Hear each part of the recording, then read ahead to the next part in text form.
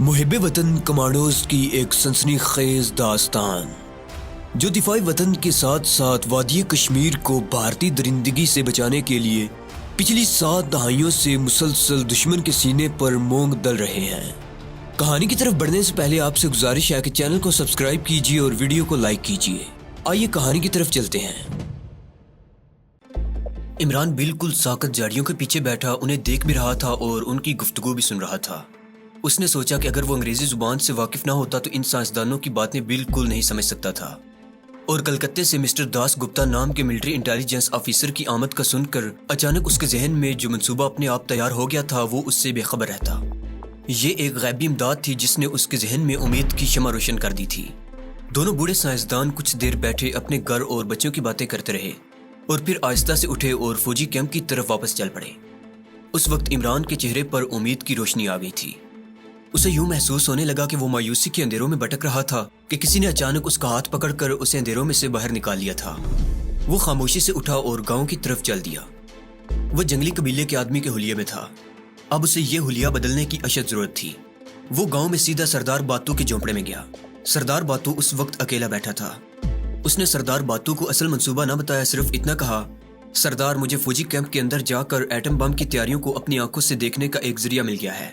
میں تمہیں ابھی اس ذریعے کے بارے میں کچھ نہیں بتاؤں گا، لیکن یقین کرو کہ اگر تم نے میرا ساتھ دیا اور میں فوجی کیمپ کی لیبارٹری میں جانے میں کامیاب ہو گیا تو میں ایسا کام کروں گا کہ یہ لوگ تمہارے جزیرے میں کبھی ایٹمی دھماکہ نہ کر سکیں گے اور تم اور تمہارے جزیرے کی ساری مخلوق زندہ سلامت رہے گی۔ سردار بولا، یہ تو بڑی اچھی بات ہے، مجھے بتاؤ کہ میں تمہارے لیے کیا کر سکتا ہوں۔ عمران نے کہا، ابھی جو کچھ بھی کرنا ہے مجھے اکیلے ہی کرنا ہوگا، جس وقت تمہاری مدد کی ضرورت ہوگی تمہیں بتا دوں گا۔ عمران نے سب سے پہلا کام یہ کیا کہ اس کے جسم پر جس سانولے رنگ کی مالش کی گئی تھی اسے سردار کی مدد سے بالکل صاف کر دیا۔ اب اس کے جسم کا رنگ گورا یعنی اپنی اصلی حالت پر آ گیا تھا۔ ساتھ ہی اس نے قبیلے کے لوگوں کا لہنگا اتار کر اس کی جگہ پتلون قمیض پہن لی۔ پستول اس نے سردار کے پاس ہی رکھوا دیا ہوا تھا۔ یہاں اسے پستول کی ضرورت نہیں تھی کیونکہ اس پر سائلنسر نہیں چڑھا ہوا تھا اور عمران فائر کا دھماکہ نہیں کرنا چاہتا تھا۔ ایک پلان اس نے پورے کا پورا اپنے ذہن میں تیار کر لیا تھا۔ اس پلان کی کامیابی پر اس کے مشن کی کامیابی کا دار و مدار تھا۔ یہ منصوبہ یا پلان اتنا آسان نہیں تھا، اس میں ہر قدم پر پکڑے جانے کا امکان تھا، لیکن عمران کے سامنے یہی ایک راستہ تھا، دوسرا کوئی راستہ نہیں تھا۔ اسے ہر حالت میں اس منصوبے کو کامیاب بنانا تھا۔ پستول کی جگہ اسے ایک گز لمبی پتلی مگر بڑی مضبوط رسی کی ضرورت تھی جو اس کو سردار باتو نے مہیا کر دی۔ اس رسی کی چھوٹی گچھی بنا کر اس نے اپنی پتلون کی جیب میں رکھ لی۔ جزیرے کے گارڈ کے پاس ایک بال کاٹنے اور شیو بنانے والا بیٹھتا تھا۔ عمران نے دوسرے دن صبح اسے اپنے بال ترشوائے اور شیو بنوائی۔ وہ اپنا حلیہ ایسا بنانا چاہتا تھا کہ اسے دیکھ کر یہی لگے کہ وہ کلکتے کا شہری اور انٹیلیجنس کا عہدیدار ہے۔ ملٹری انٹیلیجنس کا مسٹر داس گپتا دوسرے روز دوپہر کے بعد انڈمان سے سپلائی کے سٹیمر پر سوار ہو کر آ رہا تھا۔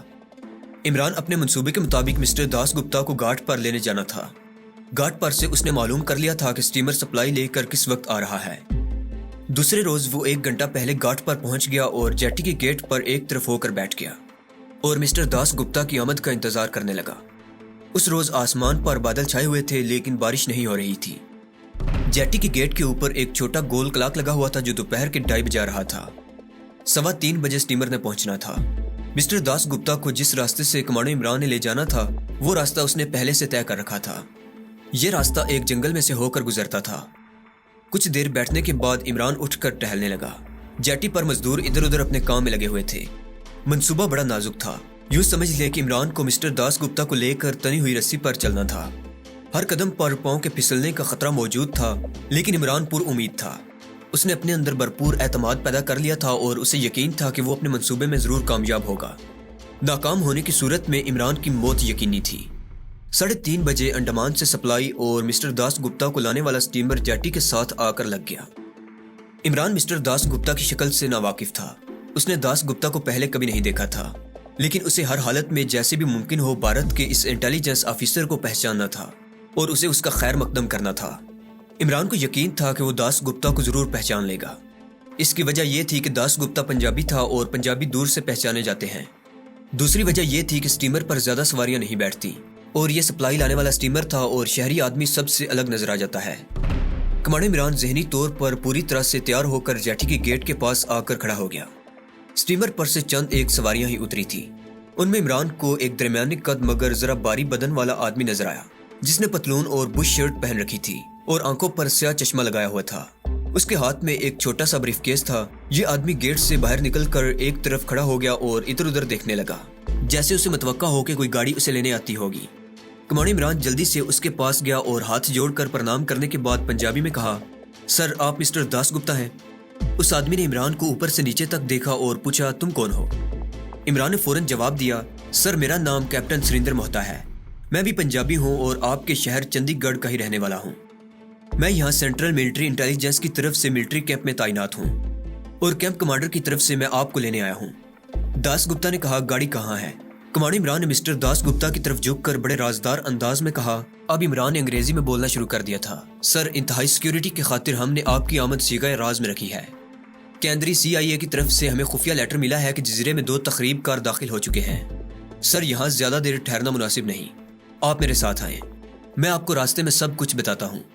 کمانڈر عمران نے محسوس کیا کہ مسٹر داس گپتا اس کی انگریزی سے کافی متاثر ہوا ہے۔ وہ عمران کے ساتھ چل پڑا، کہنے لگا، کیمپ یہاں سے کتنی دور ہے؟ اب وہ بھی انگریزی میں بات کر رہا تھا۔ عمران نے انگریزی میں ہی جواب دیا، سر زیادہ دور نہیں ہے، میں آپ کو جنگل کے ایک شارٹ کٹ راستے سے لے جاؤں گا۔ سر کیمپ کمانڈر اس تکلیف کے لیے آپ سے معذرت طلب کر رہا تھا، ورنہ آپ کو لینے وہ خود گاڑی لے کر یہاں آتا۔ سر کیمپ میں پہنچ کر آپ کو خود ہی اندازہ ہو جائے گا کہ ہم نے یہاں سیکیورٹی کا کس قدر سخت انتظام کیا ہوا ہے۔ سر پچھلے دنوں اس جیٹی پر مشتبہ آدمی گھومتے دیکھا گیا تھا، وہ پاکستانی تخریب کار کے سوا اور کوئی نہیں ہو سکتا۔ پولیس نے اس کو حراست میں لینے کی کوشش کی لیکن وہ روپوش ہونے میں کامیاب ہو گیا۔ سر آپ کو تو معلوم ہی ہے کہ جزیرے کی پولیس ہماری پنجاب کی پولیس کے مقابلے میں کس قدر ناکامی ہے۔ داس گپتا نے عمران سے پوچھا، تم یہاں کب سے تعینات ہو اور چندی گڑھ میں تمہارا گھر کہاں تھا؟ کمانڈر عمران نے اپنے آپ کو داس گپتا کا ہم وطن یعنی چندی گڑھ کا رہنے والا ظاہر کر کے اس کی خوشنودی اور اعتماد حاصل کر لیا تھا۔ پردیس میں کوئی ہم وطن، خاص طور پر پنجابی کو پنجابی مل جائے تو وہ دونوں بہت خوش ہوتے ہیں اور بڑی جلدی دوست بن جاتے ہیں۔ لیکن عمران اپنی گفتگو میں بڑا محتاط تھا، کیونکہ اسے معلوم تھا کہ مسٹر داس گپتا کوئی عام پنجابی نہیں ہے، بلکہ اس کا تعلق بھارت کی سینٹرل انٹیلیجنس سے ہے اور یہ لوگ بڑے ہوشیار اور چالاک ہوتے ہیں۔ عمران نے کہا، سر چندی گڑھ کے سیکٹر نمبر 7 میں آریہ سماجل ٹیمپل کے قریب ہی ہمارا گھر تھا۔ داس گپتا نے خوش ہو کر کہا، ہمارا گھر سیکٹر 8 میں گتھولک چرچ کے پاس ہی تھا۔ حیرانی کی بات ہے کہ مسٹر سریندر آپ سے کبھی آمنا سامنا نہیں ہوا۔ عمران نے فوراً کہا، دراصل میں پڑھائی ختم کرتے ہی فوج میں چلا گیا تھا۔ عمران نے چندی گڑھ کے بارے میں بھارت کے محکمہ سیاحت کی طرف سے چھپی ہوئی ایک کتاب پڑھ رکھی تھی۔ اس نے چندی گڑھ کے محلوں، پارکوں، سینما گھروں وغیرہ کے نام ضرور لینے شروع کر دیے۔ مسٹر داس گپتا اپنے شہر کی تعریف سن سن کر خوش ہو رہا تھا۔ اس دوران عمران اسے پیدل چلاتا گھاٹ کے عقبی علاقے سے ہوتا ہوا جنگل کے قدرے دشوار گزار حصے میں لے آیا تھا۔ ان دونوں میں اب پنجابی میں باتیں ہو رہی تھیں۔ داس گپتا کہنے لگا، یار اتنی مدت کے بعد اپنے شہر کا پنجابی ملا ہے، انگریزی کو چھوڑو، پنجابی میں باتیں کرو۔ یہ بتاؤ کہ نیوکلیئر میزائل کے پروجیکٹ میں کام ٹھیک ہو رہا ہے؟ عمران نے کہا، سائنسدان لگے ہوئے ہیں، بڑی محنت سے کام کر رہے ہیں۔ داس گپتا نے کہا، اگروادیوں کا یہاں پہنچنا ہمارے لیے خطرناک ثابت ہو سکتا ہے، ہمیں کیمپ میں بڑا الرٹ ہو کر رہنا ہوگا۔ عمران بولا، سر ہماری سیکیورٹی بڑی سخت ہے اور انٹیلیجنس سارے جزیرے میں پھیلی ہوئی ہے، ہمیں پل پل کی خبر مل جاتی ہے۔ باتیں کرتے کرتے عمران مسٹر داس گپتا کو جنگل میں اس جگہ پر لے آیا جہاں نیچے گھاٹ میں ایک پہاڑی نالا بہ رہا تھا، جس میں بے شمار نوکیلے پتھر پڑے تھے۔ یہ نالا کوئی 2 منزل کی گہرائی میں تھا۔ یہاں پہنچ کر عمران نے کہا، سر پچھلے سال ہم نے ایک اگروادی کو نیچے اس نالے کے پاس پکڑا تھا۔ کہاں؟ مسٹر داس گپتا نے رک کر پوچھا۔ عمران نے نیچے نالے کی طرف اشارہ کر کے کہا، یہاں سر، اس نالے کے پاس وہ ایک غار میں چھپ کر بیٹھا تھا، تم لوگوں نے ابھی اس غار کی تلاشی نہیں لی؟ داس گپتا نے ایک ذمہ دار انٹیلیجنس آفیسر کی طرح پوچھا۔ عمران بولا، سر آپ خود نیچے دیکھیں، ہمارا ایک آدمی یہاں ہر وقت پہرے پر موجود ہوتا ہے، اس وقت بھی دیکھ لیں، وہ دیکھیں، کنارے کے بڑے پتھر کے پیچھے بیٹھا ہے۔ کہاں ہے؟ مجھے تو نظر نہیں آ رہا، مسٹر داس گپتا نے نیچے گھاٹی میں جھانکتے ہوئے کہا۔ عمران نے کہا، سر وہ دیکھیں، ذرا آگے ہو کر دیکھیں، ہمارا آدمی جنگلی قبیلے کے آدمی کے بیس میں بیٹھا ہوا ہے۔ داس گپتا ذرا آگے ہو کر نیچے گھاٹی میں جھانکنے لگا۔ عمران ذرا پیچھے ہو گیا۔ داس گپتا اپنا آدھا دڑ آگے کیے گھاٹی میں جھک کر دیکھ رہا تھا۔ یہی وہ لمحہ تھا جس کا کمانڈر عمران کو انتظار تھا اور جس کی خاطر وہ بھارت کی مرکزی انٹیلیجنس کے آفیسر داس گپتا کو اس جنگل میں لایا تھا۔ عمران نے پیچھے ہٹتے ہی داس گپتا کو نیچے دھکا دے دیا۔ بمشکل 1 سیکنڈ لگا ہوگا۔ عمران نیچے دیکھ رہا تھا۔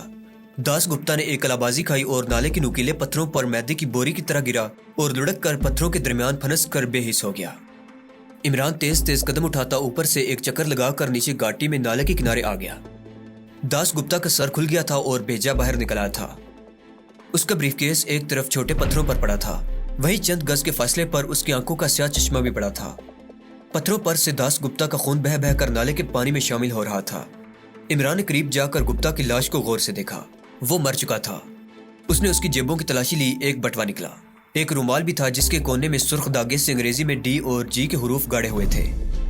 बटवे में कुछ रुपए थे और स्टीमर का टिकट था और ब्रीफकेस की चाबी थी। इमरान ने बटवे को अपनी जेब में रख लिया और दास गुप्ता की लाश को पत्थरों में से खींच कर नाले के पानी में फेंक दिया। पहाड़ी नाले के पानी का बहाव तेज था। उसकी लाश आहिस्ता आहिस्ता आगे को चल पड़ी। ये नाला आगे एक दरिया से जाकर मिल जाता था और दरिया समुद्र में जा गिरता था। इमरान को बारीक रस्सी इस्तेमाल करने की जरूरत ही नहीं पड़ी थी। उसका ख्याल था कि मिस्टर दास गुप्ता नीचे गिरने के बाद इतनी जल्दी मरेगा नहीं बल्कि बेहोश हो जाएगा और वो रस्सी से उसकी गर्दन फंदे में लेकर तोड़ देगा। मगर अब रस्सी की जरूरत नहीं थी। इमरान ने चाबी लगाकर जल्दी से ब्रीफकेस खोल कर देखा। उसमें कलकत्ता हेड ऑफिस का एक खत था जिसमें उसकी आर्जी तौर पर जजीरे में तब्दीली कर दी गई थी। ये खत कैंप कमांडर को दिखाकर मिस्टर दास गुप्ता ने अपनी आमद की रिपोर्ट करनी थी। ये खत और दूसरे कागजात एक फाइल में लगे हुए थे। इमरान ने ब्रीफकेस उसी तरह बंद कर दिया और उसे लेकर उस रास्ते पर जल्दी जल्दी चलने लगा जो जंगल ही से सरदार बातू के गांव की तरफ चला जाता था। उसने दास गुप्ता का स्याह चश्मा उठाकर अपनी आंखों पर लगा लिया। गांव पहुंचकर जब वो सरदार के झोंपड़े में गया तो सरदार ने उसका चश्मा और ब्रीफकेस देखकर पूछा, ये सब कुछ कहां से आ गया है? कमांडर इमरान जानता था कि अगर उसने सरदार को इस राज से आगाह कर दिया कि उसने दास गुप्ता को हलाक कर दिया है और अब उसकी जगह खुद दास गुप्ता बंद कर फौजी कैंप में जा रहा है, तो इस बात का खतरा है कि वो इस राज को अपने तक नहीं रख सकेगा और किसी न किसी के आगे जरूर इसका जिक्र कर देगा। और इसके बाद न सिर्फ ये कि इमरान का सारा मंसूबा खाक में मिल जाएगा बल्कि खुद उसकी जिंदगी खतरे में पड़ जाएगी। चुनाचे उसने सरदार को असल बात बिल्कुल ना बताई। सिर्फ इतना कहा, बातू मैंने तुम लोगों को बचाने की खातिर अपनी जिंदगी को खतरे में डाल दिया है। भारत सरकार तुम लोगों को कुर्बानी का बकरा बनाना चाहती है और जमीन के अंदर एटमी धमाका करके तुम लोगों पर इसके असरात का मुशाहिदा करना चाहती है।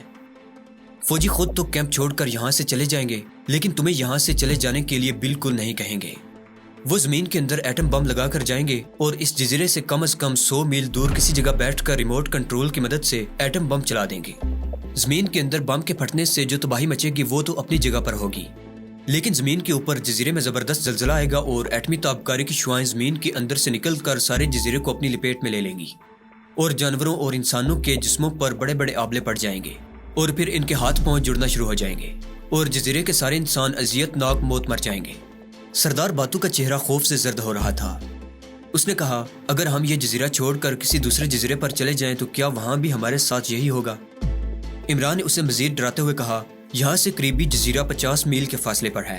एटम बम का असर कम से कम 100 मील तक जाएगा, इसलिए मैंने जजीरे के लोगों को बचाने की खातिर अपनी जिंदगी दांव पर लगा दी है।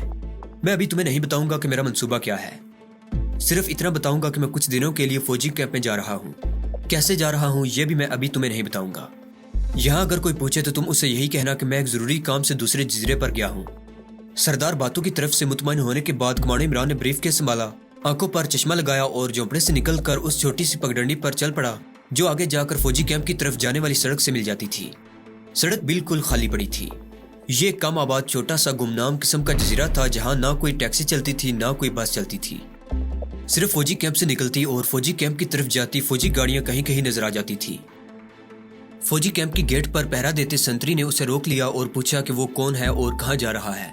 इमरान ने बड़े रोबदार और पुरएतमाद लहजे में कहा, टेलीफोन पर मेरे कैंप कमांडर साहब से बात कराओ।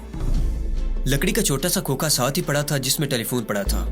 संतरी समझ गया कि ये कोई अफसर है जो किसी बड़े शहर से आया है। उसने फौरन कैंप कमांडर से राब्ता पैदा करके कहा, सर साहिब से बात करें, और संतरी ने रिसीवर इमरान को दे दिया। इमरान ने पहले से भी ज्यादा पुरएतमाद लहजे में अंग्रेजी में कहा, सर मैं दास गुप्ता हूँ, Das Gupta from central military intelligence. मैं कलकत्ते से अभी पहुंचा हूँ। ये बड़े अफसोस की बात है कि आपने मेरे लिए जेटी पर गाड़ी नहीं भेजी। दूसरी तरफ कैंप कमांडर ने माजरत पेश करते हुए कहा, सर हमने गाड़ी भेजी थी मगर पता चला कि आप जेटी पर नहीं हैं। थोड़ी देर हुई गाड़ी वापस आ गई है, आप फौरन आ जाएं, हमें आपका इंतजार है। इमरान ने कहा, सिक्योरिटी गार्ड को ऑर्डर करें, और इमरान ने रिसीवर संतरी को दे दिया। संतरी ने अटेंशन होकर कहा, यस सर, ठीक है सर। संतरी ने रिसीवर रखकर इमरान से कहा, सर ठीक है, और उसने जल्दी से गेट की रुकावट पीछे हटा दी। इमरान कैंप की हदूद में दाखिल हो गया। फौजी बारके और कैंप कमांडर का ऑफिस उसने देख रखा था। جب وہ گاؤں کے آدمی کے ساتھ سبزیاں ترکاریاں وغیرہ لے کر کیمپ میں کچھ روز پہلے آیا تھا، اس وقت عمران کو صرف لنگر خانے کے 2-3 سپاہیوں نے ہی دیکھا تھا۔ وہ اب اسے نہیں پہچان سکتے تھے کیونکہ اس وقت اس کے جسم اور چہرے کا رنگ نسواری تھا اور اس نے جسم پر صرف ایک تہ بند لپیٹ رکھا تھا اور سر پر جانور کے پروں والی ٹوپی تھی، جبکہ اب وہ کلین شیو تھا۔ اس نے قمیض پتلون پہن رکھی تھی اور آنکھوں پر سیاہ چشمہ لگایا ہوا تھا اور بال بڑے سلیقے سے بنائے ہوئے تھے اور ہاتھ میں بریف کیس تھا۔ عمران لنگر خانے کے سامنے سے گزرتا بارکوں کے پاس آیا تو اس نے دیکھا کہ ایک فوجی افسر فوجی چال چلتا اس کی طرف بڑھ رہا ہے۔ عمران رک گیا۔ فوجی افسر تیز تیز قدم اٹھاتا عمران کے پاس آیا اور ہاتھ آگے بڑھا کر انگریزی میں کہنے لگا، سر میں captain Chandra Shekhar camp commander آپ کو اپنے کیمپ میں خوش آمدید کہتا ہوں۔ عمران نے ہاتھ ملاتے ہوئے بڑے وقار کے ساتھ کہا، میں داس گپتا ہوں، chief officer central military intelligence service of India. Camp commander Chandra Shekhar نے بڑے معذرت برے لہجے میں کہا، سر آئی ایم سوری کہ ہماری گاڑی جیٹی پر لیٹ پہنچی اور آپ کو یہاں تک پیدل آنا پڑا۔ کمانڈر عمران نے کہا، نو پرابلم، یہ بتائیں کہ نیوکلیئر لیبارٹری کا کام کیسا جا رہا ہے۔ Camp commander captain Chandra Shekhar Imran کے ساتھ آہستہ آہستہ چل رہا تھا اور بڑے رکھ رکھاؤ اور ادب آداب سے گفتگو کر رہا تھا۔ اس کی ایک وجہ تھی، وجہ یہ تھی کہ انڈیا کی سینٹرل انٹیلیجنس ایجنسی والوں سے تمام فوجی اور سول افسر ڈرتے تھے۔ انٹیلیجنس سروس والوں کو حکومت نے وہی اختیارات دے رکھے تھے جو کسی زمانے میں ہٹلر نے گسٹاپو پولیس کو دے رکھے تھے۔ ان لوگوں سے وزیر بھی اندر سے خوف کھاتے تھے کیونکہ یہ لوگ جس کے خلاف ذرا سی بھی رپورٹ لکھ دیتے تھے اس کے خلاف حکومت فوراً ایکشن لے لیتی تھی اور اسے معطل کر کے اس کے خلاف محکمانہ تحقیقات شروع ہو جاتی تھی، اور بعض حالتوں میں زیر آتاب افسروں کو نیشنل سیکیورٹی کے پیش نظر گرفتار بھی کر لیا جاتا تھا۔ چنانچہ یہی وجہ تھی کہ camp commander captain Chandra Shekhar Imran سے دب کر اور بڑے ادب سے گفتگو کر رہا تھا۔ اس کے طرز عمل سے کمانڈر عمران کو یہ فائدہ پہنچ رہا تھا کہ اس پر شک و شبہ کرنے کی طرف کیپٹن شیکھر کا خیال تک نہیں جا رہا تھا۔ کیمپ کمانڈر کے آفس میں جاتے ہی کمانڈر عمران نے بریف کیس کھول کر کیپٹن شیکھر کو اپنی تقرری کے کاغذات دکھا دیے۔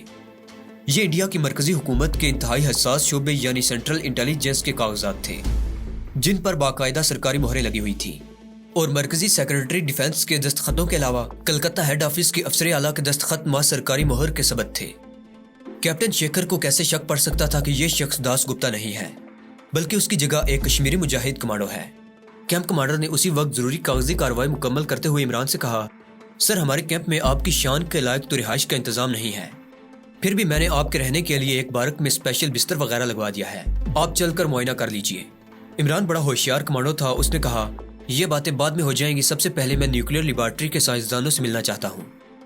آپ کو معلوم ہی ہوگا کہ ہمیں خاص طور پر اس لیبارٹری کی سیکیورٹی اور نگرانی کے لیے یہاں تعینات کیا گیا ہے۔ کیپٹن چندر شیکھر بولا، یس سر، آئیے میں آپ کو لیبارٹری لیے چلتا ہوں۔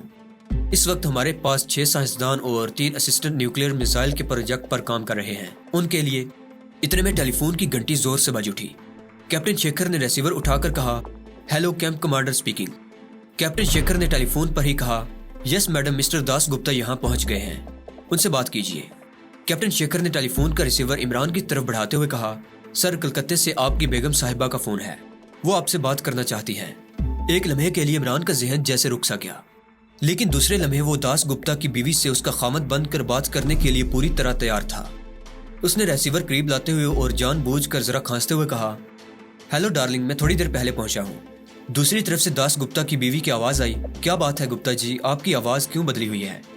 عمران نے تھوڑا اور کھانس کر کہا، سفر میں الٹ پلٹ چیزیں کھانے سے گلا تھوڑا خراب ہو گیا ہے، تم سناؤ گھر میں سب ٹھیک ٹھاک ہے؟ تو دوستو، یہ تھی ہماری آج کی ایپیسوڈ۔ امید کرتا ہوں کہ آپ کو ہماری کہانی پسند آئی ہوگی۔ جانے سے پہلے اس ویڈیو کو لائک کیجیے اور شیئر کرنا مت بھولیے۔